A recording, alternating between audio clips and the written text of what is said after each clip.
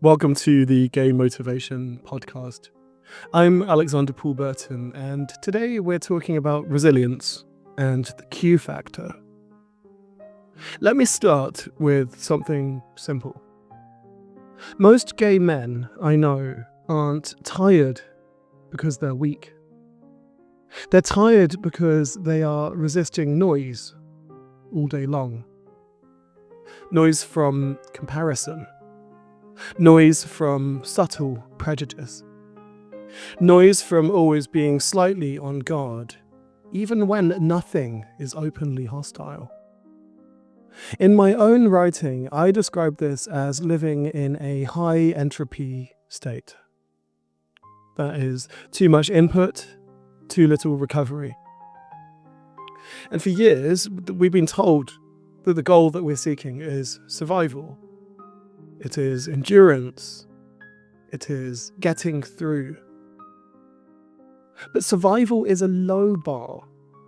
What if the real work isn't surviving the noise, but learning how to stay stable inside it? In early 2025, a serious academic study was published in the Computational and Structural Biotechnology journal. It was led by a researcher named Escolà-Gascón, excuse my pronunciation, and processed using IBM's Brisbane supercomputer. The study looked at something that most people don't expect science to touch: how deep connection affects the human mind. The researchers studied 106 pairs of identical twins. The link to the study is in the description. They used simplified quantum models, small entangled systems, to see whether closely connected people showed measurable alignment in learning, focus, and adaptation. What does this all mean? Well, here's the part that matters. When systems were treated as isolated, under pressure, disconnected, overstimulated, performance broke down. Stress increased randomness, and order disappeared. This is called decoherence in physics. And to be honest, it struck a chord with me because it describes a lot of gay people's lives. You're not broken as a person. You're being constantly forced to be in a state of high noise, high alert. You're not getting real rest. Entropy is a cosmic concern. It isn't personal. It just pulls systems apart. But when those systems were connected, when the link between people actually mattered, something changed in the study. The researchers introduced a measurement that they called the Q factor, and it tracked how alignment and shared stability existed in the system. What they found was clear. And again, you can check the study yourself. But what they found was clear.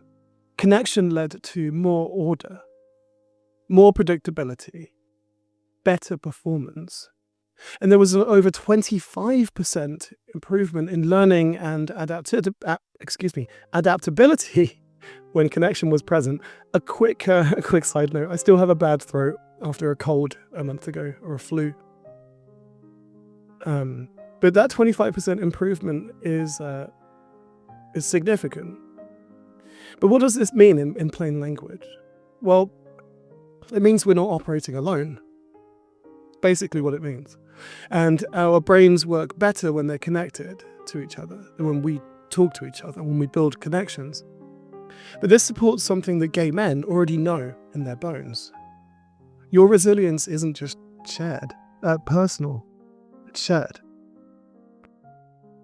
We're not strong despite each other, we are stronger because of each other. And even small connections make a difference.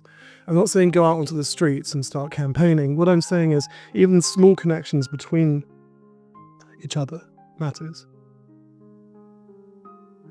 In my podcasts, in the Gay Motivation in particular, I talk a lot about balance. Not constantly looking for happiness, not pretending things don't hurt, but choosing stability.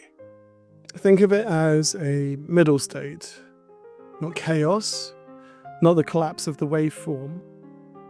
But here's where it becomes practical. When you create something, a poem, it could be a meal, a body that you respect and that other people respect at the gym or in sports, a calm home, a routine that grounds yourself. You're not just distracting yourself, you're creating order, which in turn is something that's solid.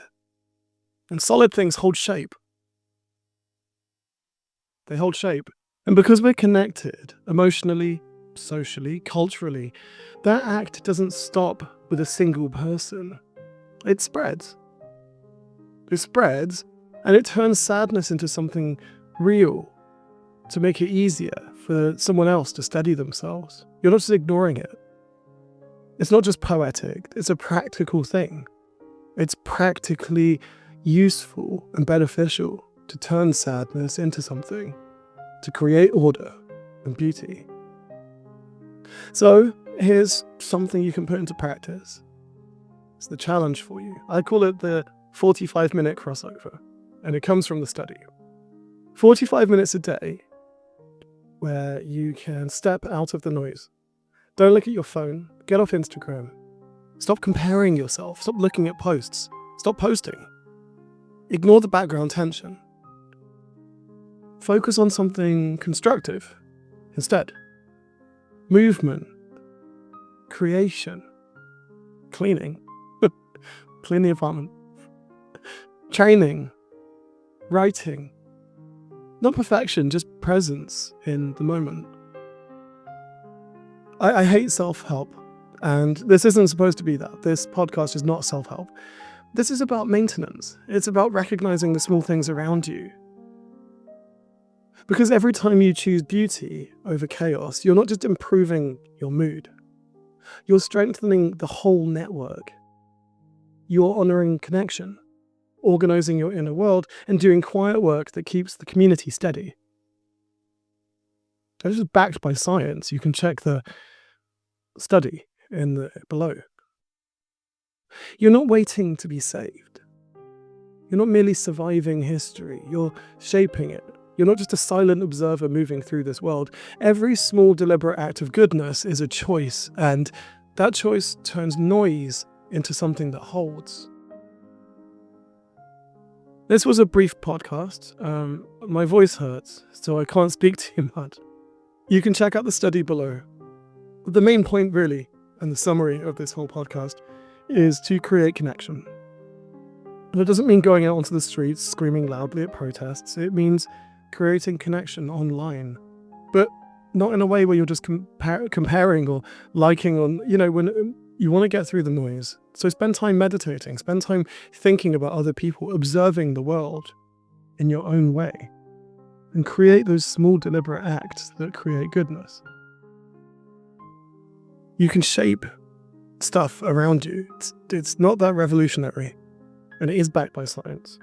So thanks for listening to today's podcast, or YouTube rather, and my apologies for my voice. Thanks for listening. This has been Alex for the Game Motivation Podcast. Happy Christmas and Merry New Year. Happy New Year. Merry Christmas and a Happy New Year, rather.